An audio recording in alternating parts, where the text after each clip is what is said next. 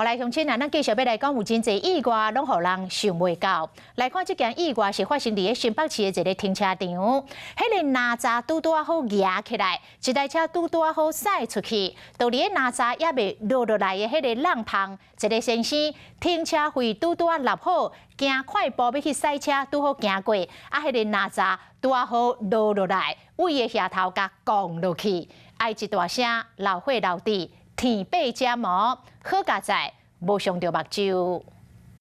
银色轿车驶入停车场，这时穿白衫的查甫人钱倒垃圾行出来，伊当作讲车已经驶走去啊，就咧想要去牵车，伊无注意到头壳顶这支栏杆，就咧卡落来了后，伊规人有够痛苦，跪伫涂骹。目牌中卡一个天白尖，这能真无来讲，这个气会会变啊，甲这个最新级的主角魔神嬷嬷也变头。当下我就砰就天旋地转，整个就跌下来，几乎跟重力摔一样，然后就很惨了。然后我一捂手，发现满脸都是血。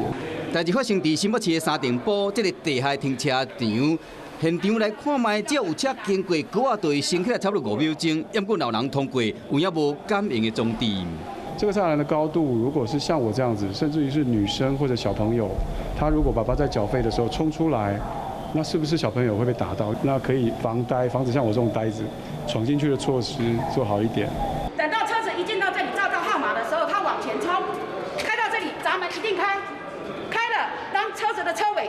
感应到这里的时候，闸门就立马准备要下来了。那同时我们有警报器，提醒客人上或下。停车场已经有做一个安全措施，避免又搁发生闹会意外，嘛提醒乡亲出入停车场千万唔通想我这支歌啊，安尼较袂受伤。嗨，我是庄宇杰，想要看到更多的新闻内容吗？赶快订阅华视新闻的 YouTube 频道，并且开启小铃铛，跟着宇杰一起看新闻吧。